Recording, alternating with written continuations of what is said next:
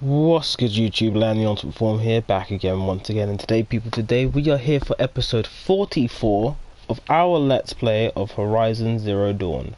In the last episode, we entered the underground Zero Dawn bunker that happens to be at the Sun Ring in Sunfall. We've started making our way through it and finding out a lot about who the Alphas primarily who Elizabeth Sobek brought onto the project, who they were, what they did, why they were there, and starting to strip away little layers of information on in terms of what was going on, and how the project was put together. In this episode, we're going to be continuing on that path, solving puzzles, finding information, and getting stuff done. If you like what you see here today, please make sure you subscribe to the channel first and foremost, like the video to help the YouTube algorithm, ring the bell to get notified of more content coming your way, share with your family and your friends, because I try to do somewhat family friendly content for older people. Don't show my stuff to children because I get very angry and very lippy. And yeah, let's carry on. I need to go back up here to see what I left. It turns out that puzzle I did in the last episode, I was messing it up for no reason, and I figured it out. Where is it? Where? I'm sure there was. Oh, it's over there. Yeah. So, oh, it was just a potion.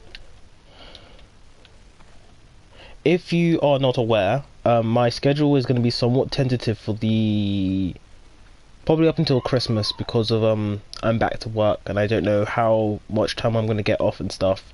So just know that some videos won't be as frequent as I would like. Probably should have done more while I had the time off, but hopefully 2 or 3 times a week. I'm gonna go and talk to my friends who are helping me with my channel, and see if I should start doing Horizon Zero Dawn and Digimon in rotation. So we'll see how that goes in particular, but for the time being, we're gonna try and finish Horizon Zero Dawn before the end of the year, or in time for Forbidden West to come out, which should be coming out in just over a month, or a little less than a month. We'll see how that goes too, because honestly, PS5 is going to be exciting, but I won't be getting one for the time being. We can discuss that at another time, at a later date, probably when me and Dan do the next episode of Press Square to restart. We have a cutscene over here, so let's go do this. This is, if I remember, the central projects. So let's do this and move forward. Eclipse, they're here. Avoid contact. Lines look good. Gaia, it's up there. 2nd floor. Can you reach it? So much for avoiding contact.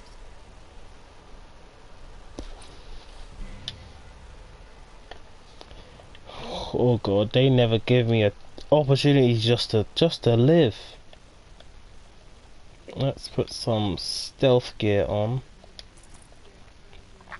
Let's see what weapons we have equipped.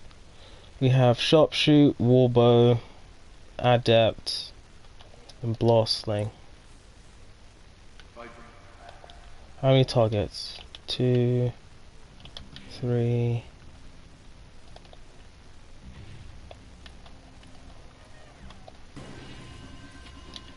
Okay, this music is way too intense for my liking.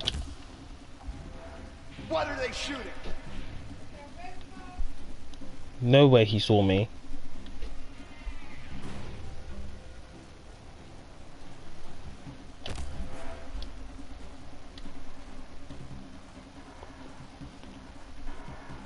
No way he saw me.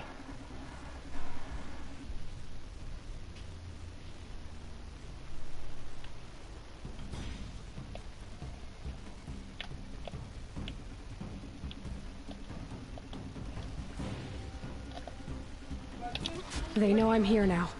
Oh, wow. Woo!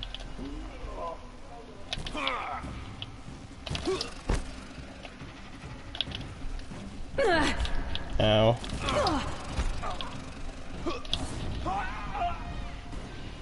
Push hard. The shadow demands sacrifice. Woo! That's a little too far. Woo! You got a sticky on your leg. The shadow will reach you. Oh, there's more of them. Something there. Oh god, I missed. I love how most of the time... Ow! Wow. Let's get some fire res here. Die, apostate. How did he shoot me from there? That is some arrow drift. You cannot escape our grasp. I can do what I please. Get out of the way.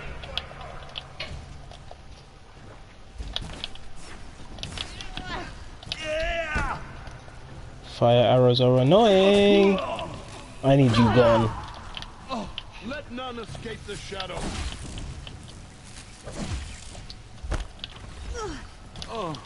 I need you gone because you're annoying. I can basically hide from those guys.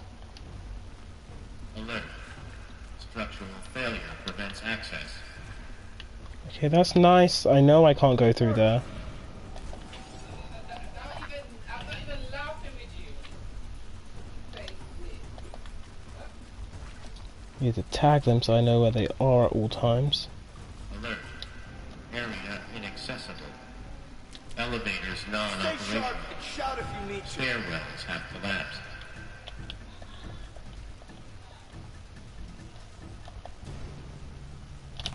She's here.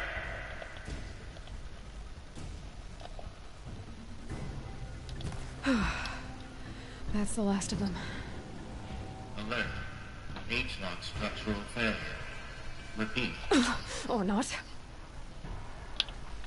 Oh no.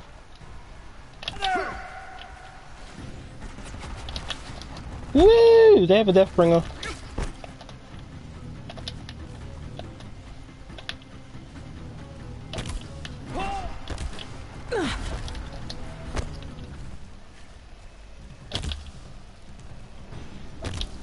Try to run.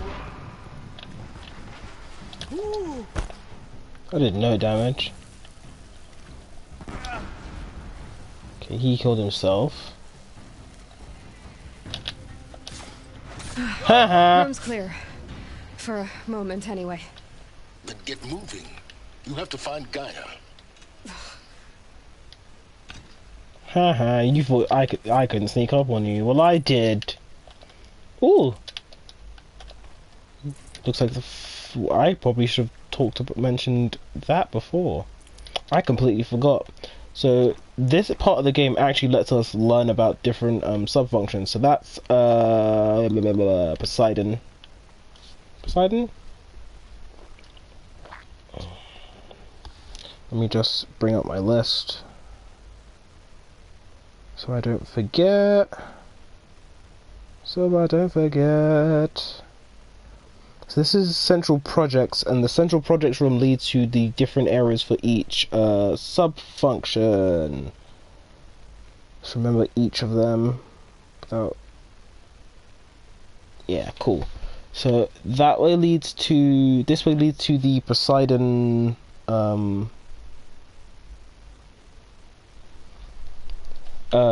area where the alphas were working. That dealt with the hydrosphere, so the Earth's oceans and waterways. So machines like the Lanthorn, what's the crocodile one called? Jesus, I've forgotten everything. I've literally forgotten everything. But like most of the machines you find in water are from that sub-function. That is Apollo, Just mentioned Apollo in the last episode.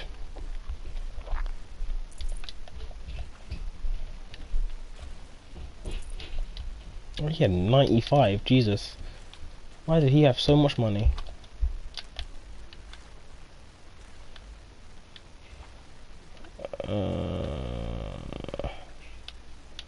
Okay, this way leads us. That symbol. I think that symbol's corrupted. Don't know if that one's corrupted, but this one leads us to another project area, which allows us to view stuff for Artemis. Oh, this looks weird. Full steam ahead. This is an email from Sobek. As per the last episode, I will open these and you can pause to view them in your own time. I won't hang around or dawdle too much or the episode will get very long. Or I'd have to break it up into more pieces, which is not really what I want to do. And I'm kind of on the clock more so than ever.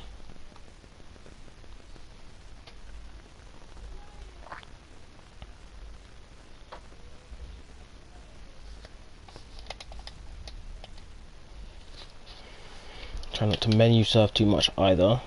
Oh.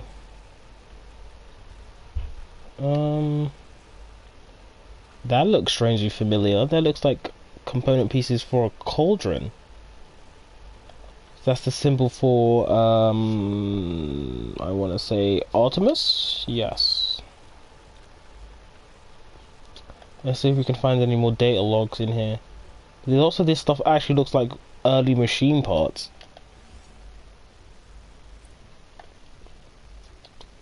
Simulation results.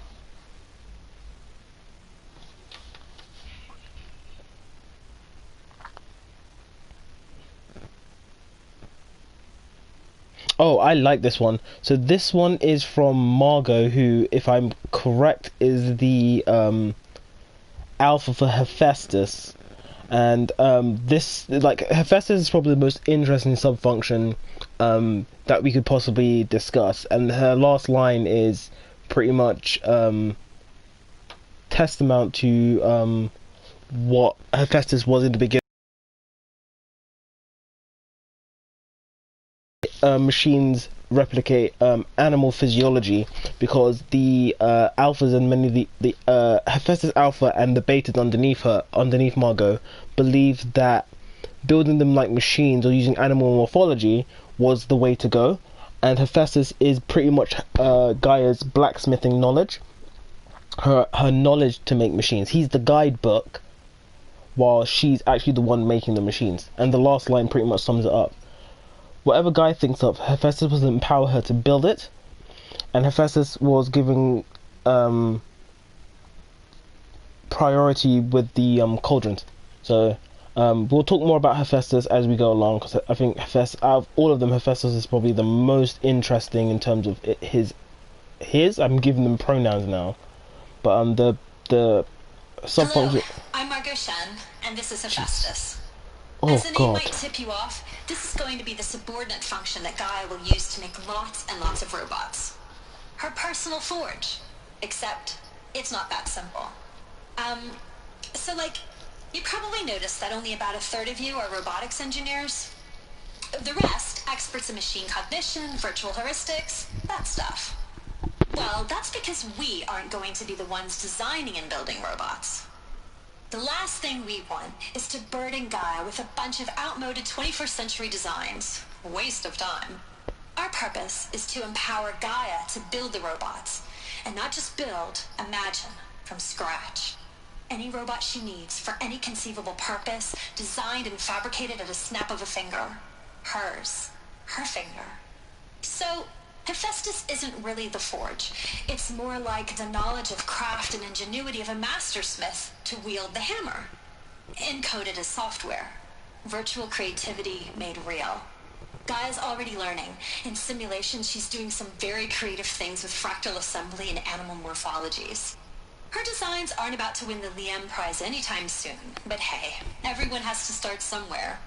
So, yes, time to get started. Let's do this. I don't get it. Which part? It's a little technical at places. If Gaia was designed to save life, why would the robots it makes attack people? Perhaps it loves some forms of life more than others. The derangement. The machines weren't always so angry. True. Mostly they were docile until 10, 15 years ago. For years, Hephaestus has been forcing cauldrons to make aggressive machines. I've seen it myself, in the cauldrons. Stalkers, Ravagers, the Thunderjaw. How could it do that? And why? Why indeed? So Aloy's already wide to the questions we have. So we're going to find these hollow projectors, and they will activate on their own, which is a bit annoying. I wish I could activate them, but I believe that afterwards, yes I can. Hello, I'm Margot Shen, and this is Hephaestus. As the name might tip you off, this is going to be the subordinate function that Gaia will use to make lots and lots of robots. Her personal forge. Except, it's not that simple. So you probably noticed that only about a third of you are robotics engineers. The rest, experts in machine cognition, virtual heuristics, that stuff. Well, that's because we aren't going to be the ones designing and building robots. The last thing we want is to burden Gaia with a bunch of outmoded 20... So that was the Hephaestus hang, which led to Artemis. Probably should mention, I don't think we get to get a hollow projection for an alpha of Artemis, but Artemis is the subfunction required for reintroducing fauna to the biosphere. Whereas, if I remember correctly, because I never remember all their names, Demeter was the one that was responsible for reintroducing flora to the biosphere. I thought that was a ladder for a second.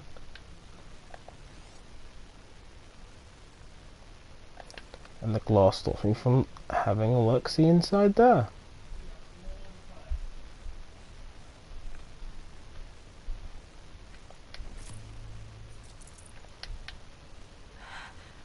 I think this is it. Elizabeth Sobek's office. But it's sealed off. There's got to be a way inside. Keep looking.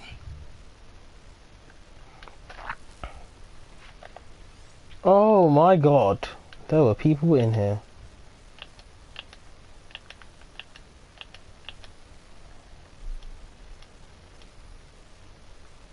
Oh, there are people in here. Okay, so, yes, Artemis, Demeter, we'll talk about Hades later, we'll talk about Minerva later, Poseidon's pretty easy, and we've mentioned Ether and Apollo. That only leaves us with Eleuthia. So we've only got Eleuthia, Hades, Minerva to discuss, and they will give us bits and pieces as we go along. But let's... More eclipse. Careful now. Let's take this nice and slow.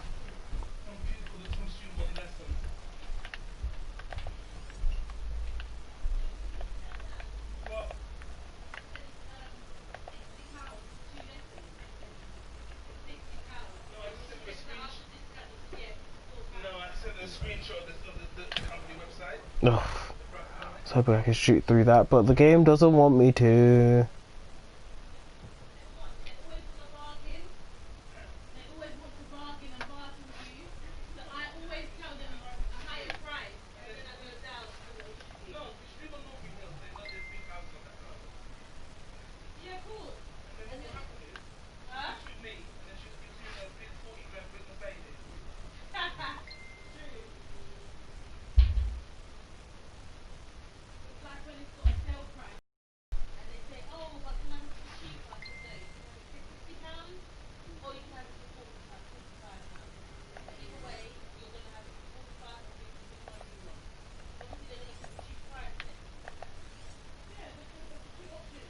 That's for Minerva.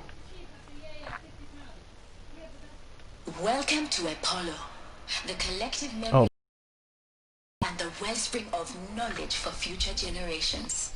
I am Samina Ebaji. Until recently, I was director of the International Collective Memory Institute in New Tehran. As a heritage professional, I devoted my career to the preservation of human knowledge, creative endeavor, and cultural achievement. Apollo is, therefore, the ultimate embodiment of a lifelong passion, albeit under the very worst circumstances imaginable. The challenges before us are immense. Specifically, we will have to design and implement 4 major initiatives simultaneously. First, the construction of data repositories in cradle facilities around the world, ensuring redundancy. Second, the collection and processing of a projected 180 million discrete data entries. 42 zettabytes of data in Mandarin, English, Spanish, and Arabic. Third, the transferal and encoding of all that data onto DNA encapsulated in synthetic fossils. The only medium capacious and durable enough to safeguard it without degradation for the centuries to come. And last, but not least, the development of the holographic interface and gamified curricula, by which future humans will commune with Apollo, progressively unlocking heuristic learning modules, leveling up their knowledge and skills they will need to take control of the terraforming system. That is the future towards which all of our efforts will be directed. Not just the preservation of the past, but the seed for the flourishing of a new tree of knowledge. Welcome, and let us begin. So we learned something about what Apollo was meant to be. One of my favorite things about Apollo in particular, as we'll see when we go down there, that's Minerva's room. I don't think we can access this room. No, it's blocked. Is the fact that they had to encode the data on something that wasn't like a digital mainframe or a physical mainframe, because they knew that it wouldn't last long enough in order to help future generations. So this is what she was talking about, encapsulated DNA. Feel free to read them and see what you can understand. If you don't understand it, I'll have to read it later and like try and simplify it. But it's meta. It's real meta.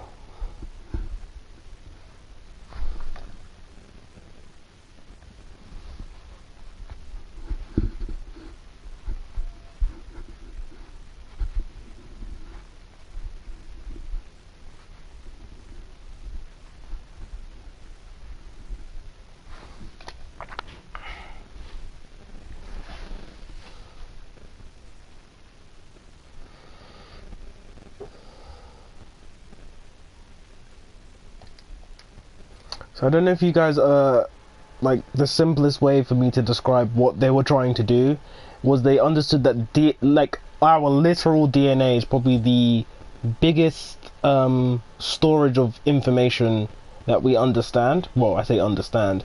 If you ever look at how long the human genome is, and that is the human genome is a book. It's a thick book. That's what they were using. They were using encapsulated DNA to store information on human history. Meta.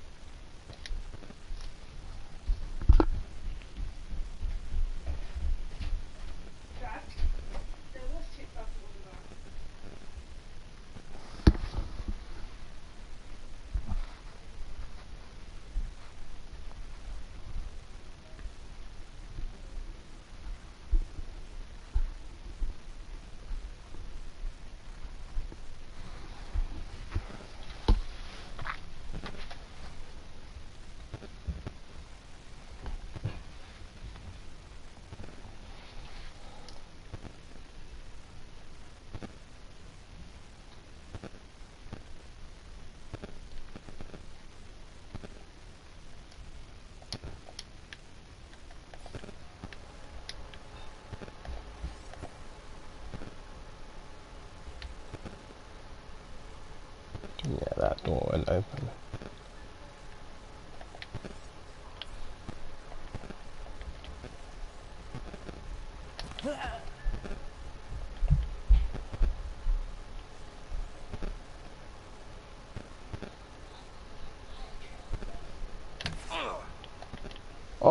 I didn't kill him. Let's do this.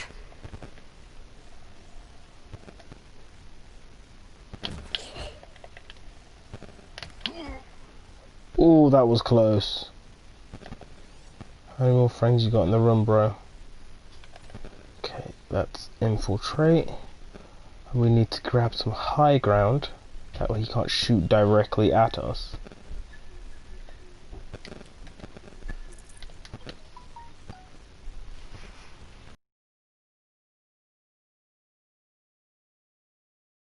I have a lot of money. I remember the first time I did this, I literally wandered around and circumvented like the entire defense perimeter.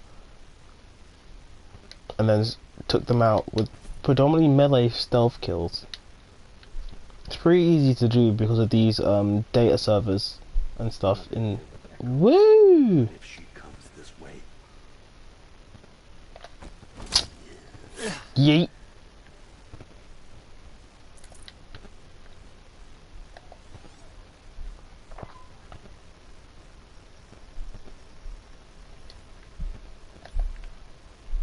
Okay. Attack his route.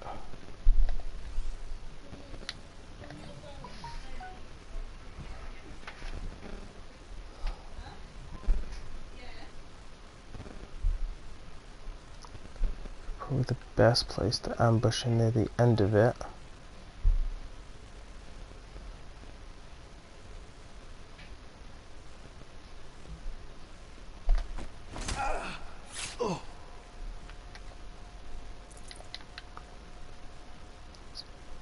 These people don't know how to sneak like me. Never know when I might need these.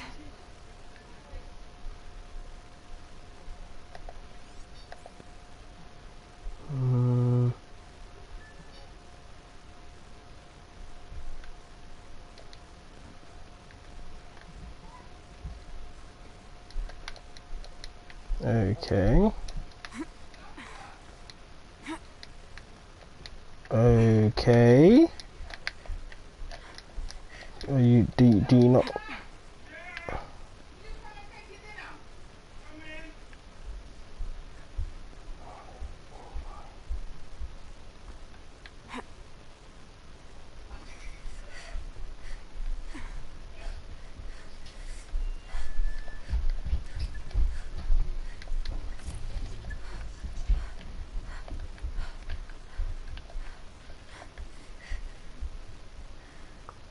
Can't shoot him from here.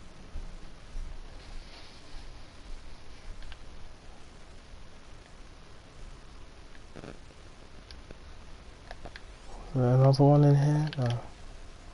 That's the last of them. There we go. Alone once more. In what should have been a cave of wonders. Look around. See if anything is left. So I think this is a audio log. Dr. Sobek, please archive this testimonial in Apollo.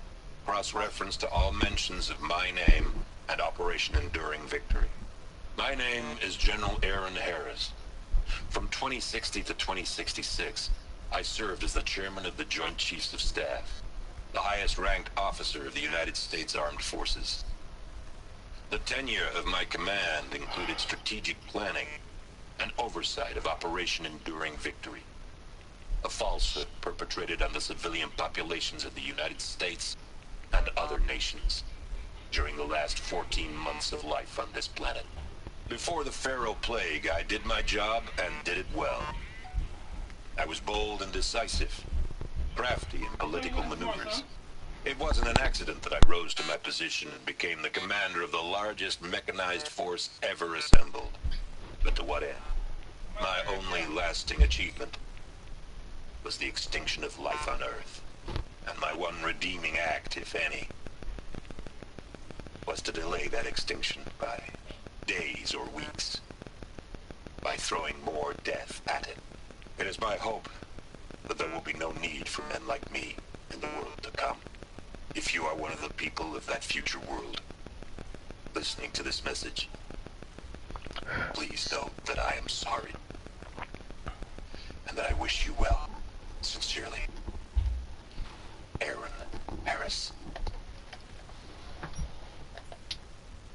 Bro, he literally had the weight of the entire world on his shoulders. And I respect the man. Cool, let's see what's left. Didn't think I was actually going to make that jump. You give me your chump change. I need to go up. So this leads to Hades and Aletheia. I actually don't know which way am I supposed to be going? This room is absolutely a maze. So I need to go upstairs? It's where I just was.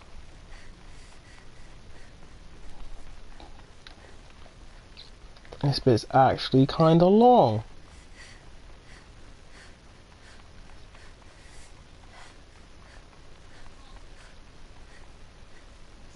So this is Hades. Wait, did I come from... There was stairs.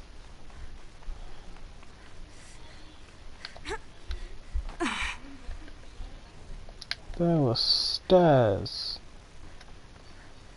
I'm sure this is where I came from. This is where I came from. Welcome to Apollo, the collective memory of the... Okay, that activates from bare far.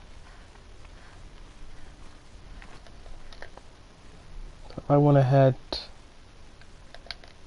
Let me head across the room. See if there's an open door on that side. Don't think there is. Shouldn't be. Yeah, that's that door. So yeah, we have to head towards Hades. So this is only to... Oh, there we go. Was really having a bad time with that one. So this leads us to Hades. Now I'm gonna shut up because this is actually really important stuff. So listen carefully to understand what's going on here. Because Hades, apart from Hephaestus, Hades is well, our enemy at this rate. But there's a reason why he's our enemy, and it's not as clear cut as you may think. Welcome to Hades, Zero Dawn's extinction failsafe protocol, the ultimate killer app. Now, I know what you're thinking. The purpose of Gaia is to resurrect life. So why give her a subordinate function, only purpose of which is to wipe out life all over again? I mean, what? Just plumb crazy, ain't it? Well, no, it isn't. Reconstituting a biosphere? That's a tall order. Tech smart as Gaia may be, odds are she won't get it right the first time. I mean, imagine you're Gaia, 200 years from now, and this new biosphere growing, it's all gone wrong. Alkalines are skyrocketing, coniferous forests eroding under the lash of superstorms that would have drowned Noah. It's chaos, spinning top that won't stop wobbling. Now what are you gonna do? Release phase 1 organisms into that hot mess? Hope their CO2 and methane can balance out what you got started? Hell no. What you're gonna do, Gaia, is step aside while Hades takes over and does what you're just too darn nurturing and life-loving to do, which is burn that misbegotten mess of a biosphere to the ground so Gaia can start over. Okay, not burn, more like reverse terraforming operations and suffocate it. But you get the idea. Hades takes the biosphere back to zero. Square one, blank slate. And then, only then, does it hand the steering wheel back to Gaia and say, try again, old girl.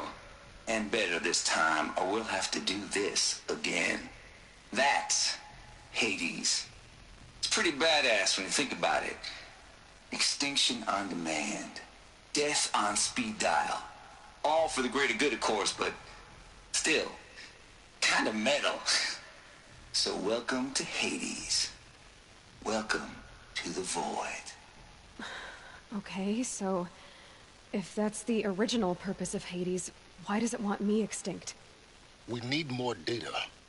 And how does it end up in the wreckage of a pharaoh titan, getting worshipped by the Eclipse like some kind of god? I'm learning as you are, Aloy. Keep searching. And of course that had to be narrated by Travis Tate, my favourite character from the past. Noise complaint, really?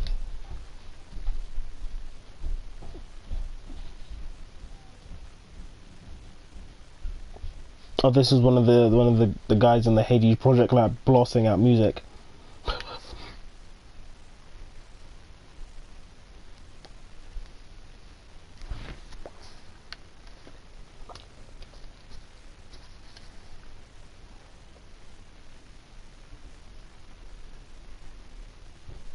Oh no, this was Travis blowing out music.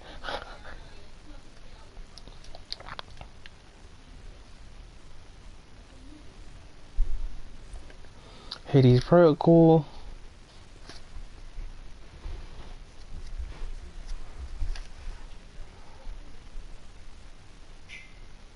So this is interesting because I want to talk about this one. This one's really interesting when it comes to the interaction between Hades and in simulation, of course. So the first thing is if Hades worked too well and too good, it would disrupt Gaia, leaving her rather worse for wear and potentially not even capable of reconstituting the biosphere after Hades had done his business.